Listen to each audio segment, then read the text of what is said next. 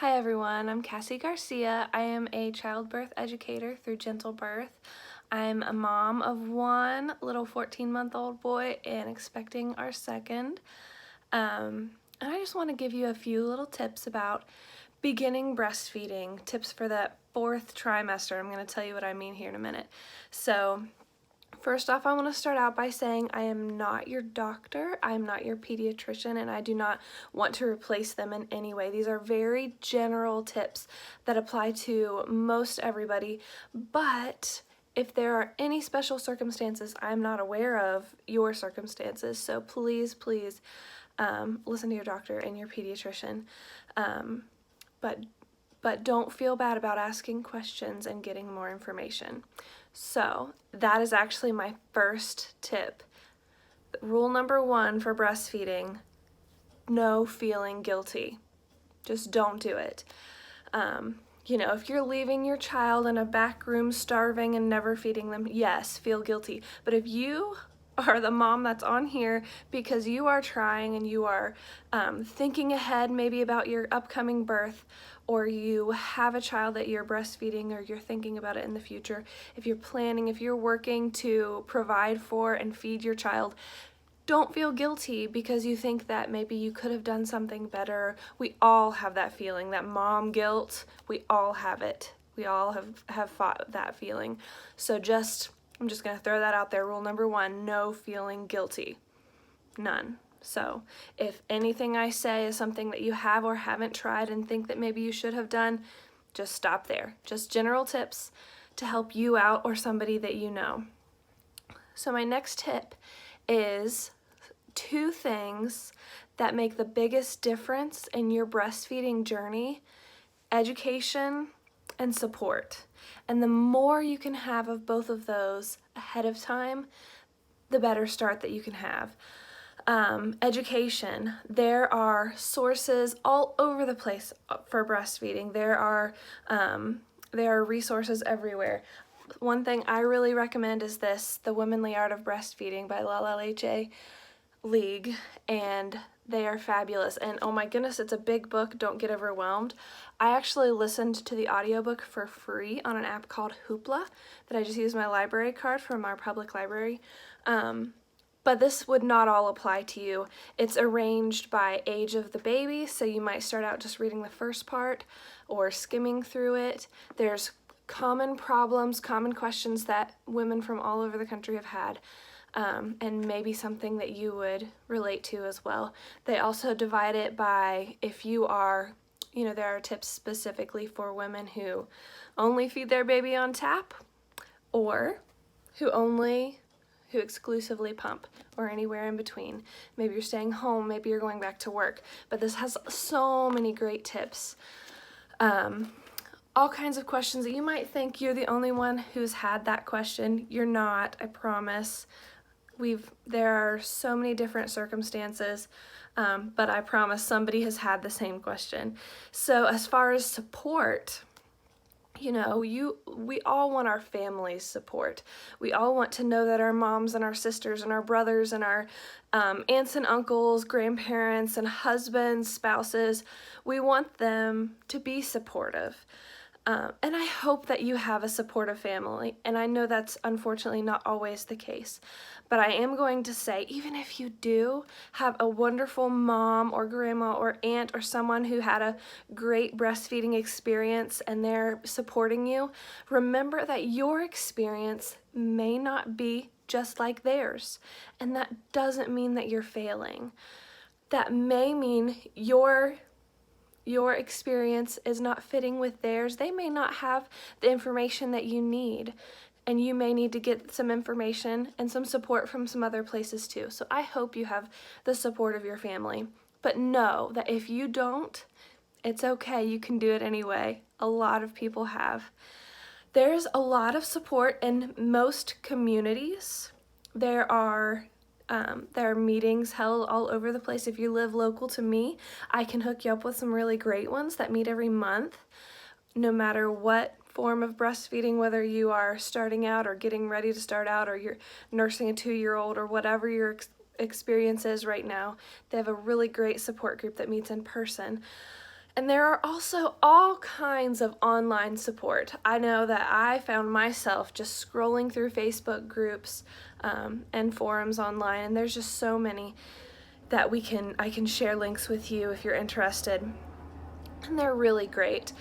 And what I found that I was doing was I was scrolling through every problem that everyone posted on these pages and all the hundreds of responses they would get and advice. Now, it's great to be educated. Being educated about all the different things that may pop up and some common responses or answers to those is great. You're being educated. You can go too far. You can go into this obsession of everything's going to be going wrong. All these people are saying they're having trouble making enough milk. Will I make enough milk? I don't know if I'll be able to feed my baby without supplementing with formula. I will be a failure as a mom if I have to supplement with formula. Just stop that right there. For one, no, you won't. You're an awesome mom. You are creating a human being and then feeding them from your body. You're amazing. Not a failure if you do have to supplement. Number two, if you're looking ahead and thinking of all these problems, you're inviting problems that you don't even know if you're going to have. Expect the best. That's my next tip. Expect the best, but don't be blindsided by problems when they do come. Be aware of things that could happen and be prepared for them, but expect the best. My personal experience, I read all of these tips on things to keep your supply up, and all of these questions moms had about, am I making enough? Do I have enough to feed my baby? My problem when I had my first baby was I made so much milk. I didn't know what to do with all of it. I was just trying to get it out of me so I wouldn't explode. I was just waking up soaked in milk. And I had little problems other than that, but oh my goodness, I did not have a supply problem that I was expecting because so many other people said that they did not prepare me for having too much milk. And there are some things that you can do for that too. But expect the best. Expect the best. Go into this thinking, I'm going to be able to provide sustenance for my baby, and I'm going to not be stressed out about it, and I am going to be able to do this. I'm going to have support. I'm going to have a positive experience. And yes, prepare. Yes, be educated, but expect the best. So in the title, I mentioned 4th trimester, and I know you're really familiar by now with the 1st, 2nd, and 3rd trimesters of your pregnancy and everything that goes along with that. So you may not be familiar with the term 4th trimester, and it may not make sense to you until you have your baby. Because your baby, when you are pregnant, you don't go anywhere without them. They're always getting sustenance from you constantly, 24/7. They're attached to you on the inside. After you have your baby, not a whole lot changes. They are still attached to you 24/7, it may seem like, from the outside, getting sustenance from your body. So we call that the 4th trimester, and you may as well just go ahead and expect it. Some people think that if their baby wants to eat all the time at the beginning, that something's wrong, I'm not making enough milk. That's not the case. That's totally normal, and it's how it's supposed to happen. That is what signals your body to make more milk. When the baby comes and they start drinking all the time, they might sleep for, you might have a good sleeper. My baby was a great sleeper. But they have these cluster nursings, and it may be at night when you're wanting to sleep, but it's normal. There's nothing wrong. And there are a lot of tips for dealing with that, but just know that it ends. It doesn't always have to be like that. It won't last forever, I promise. But this is when that family support is so, so helpful. If there's somebody saying, now, are you sure? I don't think your baby's getting enough food. They shouldn't want to eat this often. They shouldn't want to nurse all the time. And, you're around family and you're having to constantly get a baby latched on. And if they're not comfortable with you doing that, you feel like you have to hide away.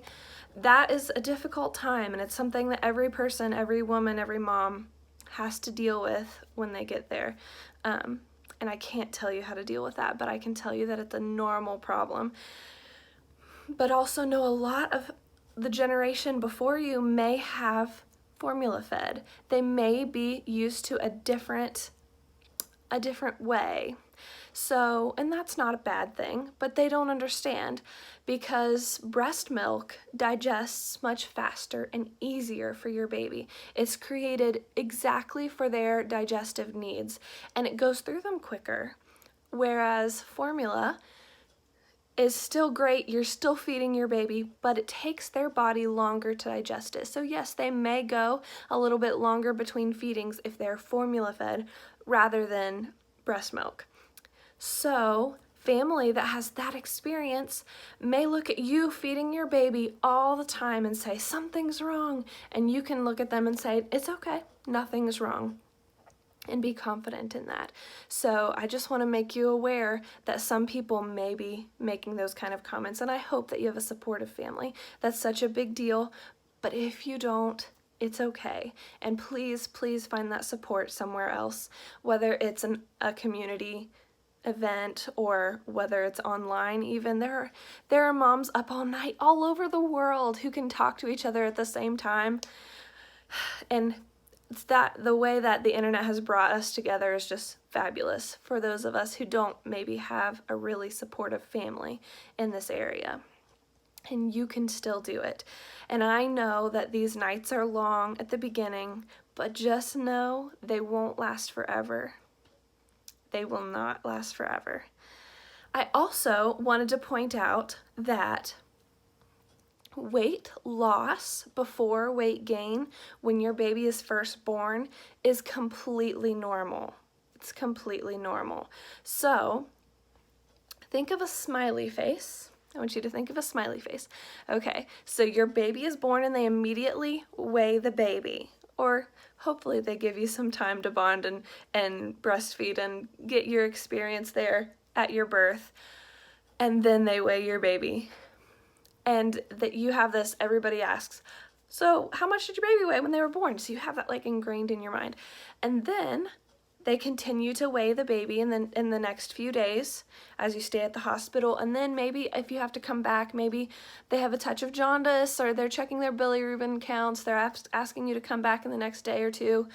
And then the pediatrician, when you go and see them, they're all weighing your baby and they want to see that growth go up. But it's completely normal for their weight to go down after birth and then start coming back up. Normal. They do want to see that weight come up, and that makes sense. We want to make sure your baby's getting nourishment. But I want you to remember, number one, that a breastfed baby and a formula-fed baby lose and gain weight at different rates. There are different standards to hold them to. And the World Health Organization has one specifically for breastfed babies. So if they're telling you that you're not on schedule for weight gain, your baby isn't on schedule, then you need to make sure what set of standards they're using. Because if your baby is not getting the food they need, yes, deal with that, but make sure you have the information that you need before stressing out and worrying about if your baby's getting enough. Also, remember that smile? Your baby's weight goes down and comes back up. Think about this. If they weigh your baby, you know, somewhere along the top of the smiley face on this side, and then they weigh your baby again over here, it may look as though the weight has gone down, when in fact it has already gone down and is starting to come back up. So it's also okay to ask them to continue to get more information. Maybe wait till one more day, weigh them again and another day and get a few more data points to make sure what that trend is and not just take those 2 points and assume that their weight is still going down. So before you allow them to guilt you or talk you into supplementing, before you stress and worry that your baby's not getting what they need, if that is the only indication, your baby has plenty of wet diapers and he or she is pooping and all that stuff is normal, but they're concerned that the weight may have gone down just a little bit, you are allowed to ask for more information. It's okay. So just something to think about and to keep in mind. Just one little yellow flag like that is not the end of the world or the end of your breastfeeding journey. It's not. It is totally, totally normal. So don't stress out. But if you do, I'm going to remind you of rule number 1. If you do need to supplement with formula, it's okay. You are not failing as a mom. You are not failing at anything. You are amazing. You're incredible. So get rid of that guilty feeling right now. It is fine. But no unnecessary stress is what I'm saying. So let's talk about that first experience that you have, and you have this picture in your mind of just your baby just comes up and they nurse and it's perfect and it's natural and it just feels fabulous, and you're just looking down and they're happy and you're happy. And then you have your baby. What if it hurts really bad when they're nursing? What if it's very painful? What if they're crying and you're crying and there's this horrible... What do you do then? What is wrong? And what can you do to fix it? Don't expect this to happen. As I've said, expect the best, prepare for problems.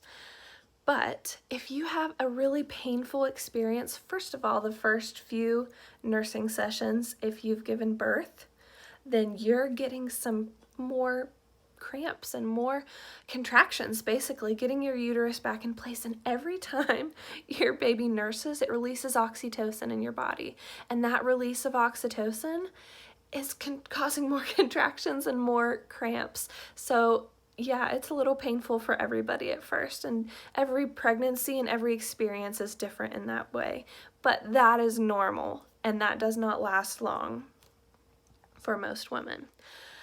But what if the actual nursing is very painful and you end up with chapped or broken skin, and you are in a lot of pain, and the baby's frustrated and you're frustrated? There may be a couple problems. The easiest thing to deal with is just an improper latch. Totally normal. Especially your first time. You've never done this before. They've never done it before. It's new to both of you. And most hospitals or midwives have or know of or can suggest lactation consultants. And they can really help you get in there and get a good latch going and give you some tips for how to get things started. And this is just at the beginning. I'm nursing a 14-month at the moment. Well, not at this moment, but currently in my life, and I don't even have to point him in the right direction. He's got it.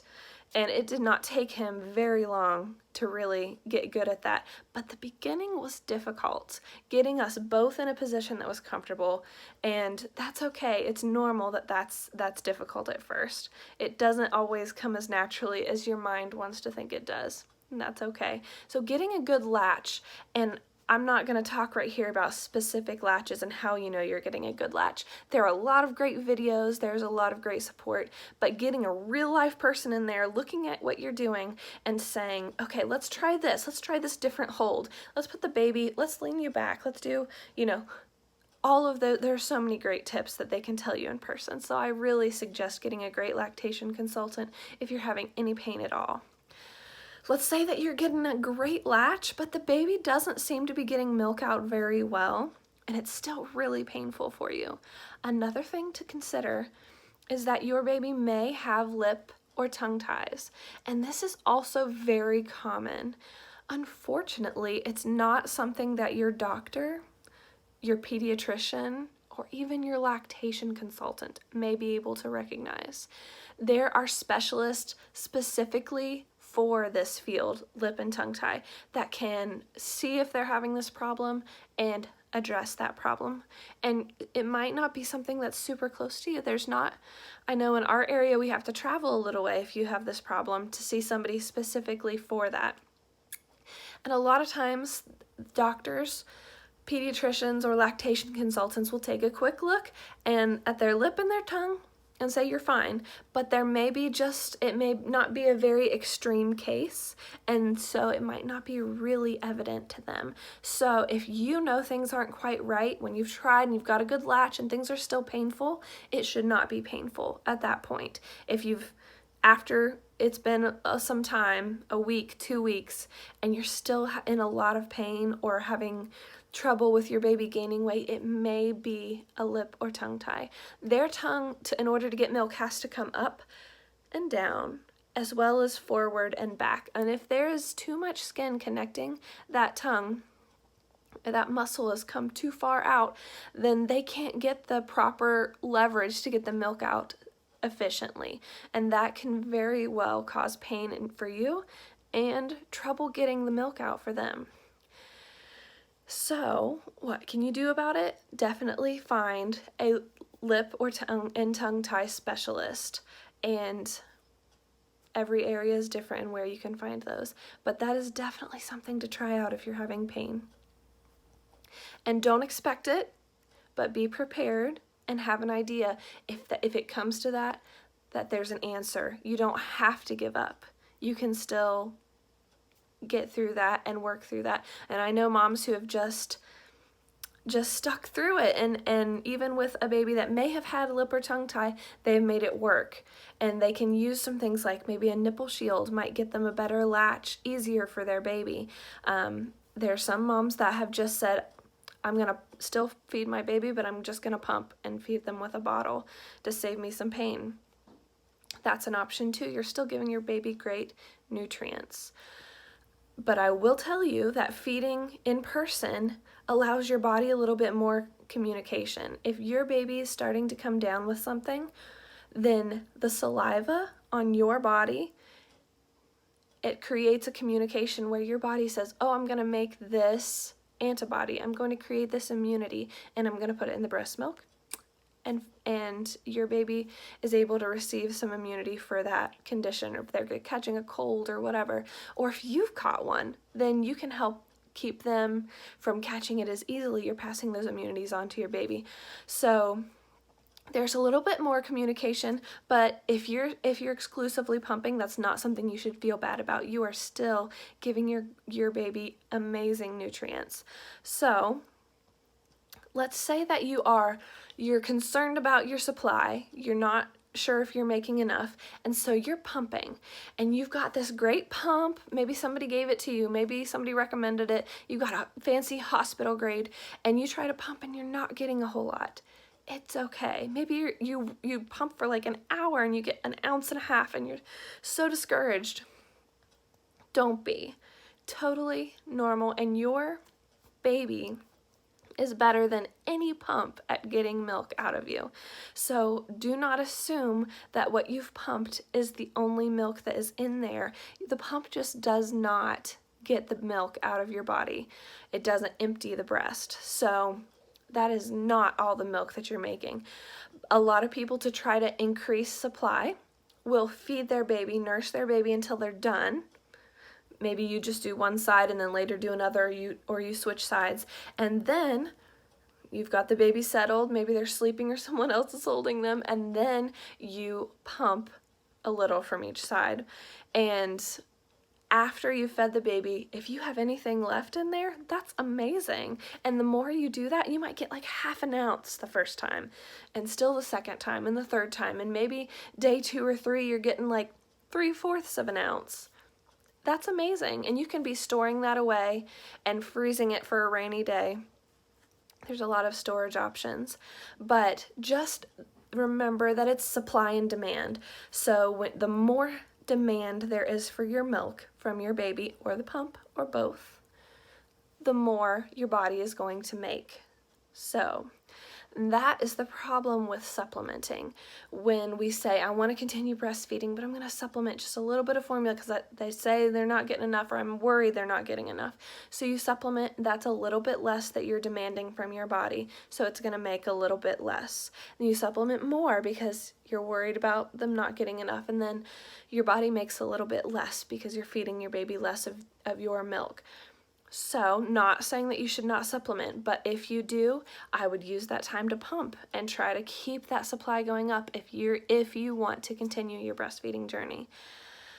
Now, what else can increase your supply? I know there's so many things out there. If you Google it, there's so many cookies and teas and all these different like supplements that you can buy from all different companies saying, oh, we'll help you increase your supply this much. It's going to be so amazing. And I'm not here to sell you any of that.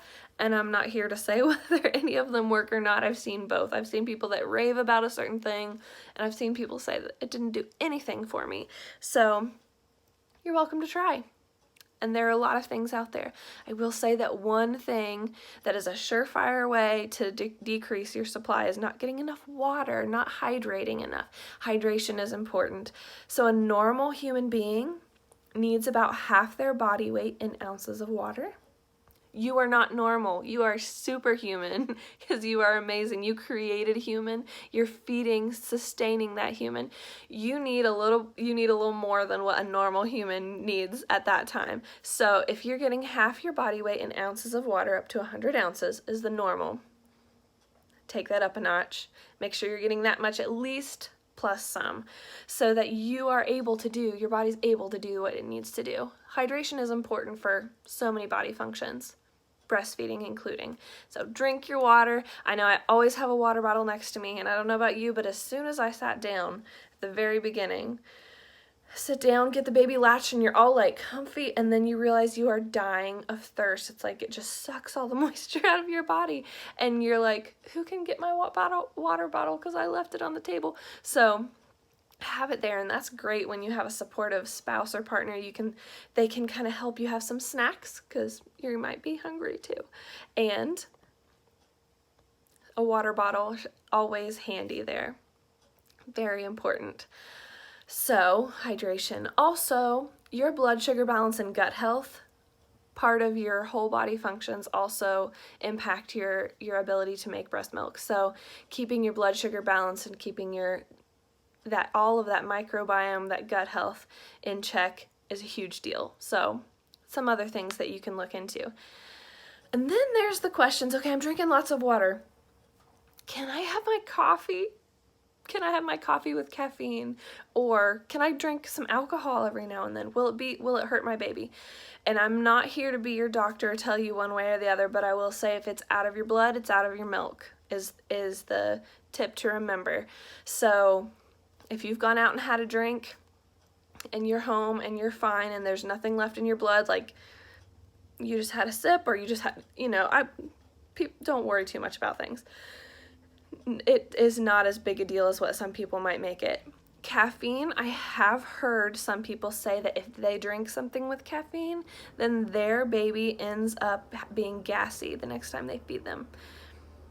All I can say is every baby, every mom is different, and it does take a newborn baby a lot longer to get caffeine out of their system than it would if you waited like a month, just a few weeks, to get them a little bit more, their bodies functioning a little bit more efficiently.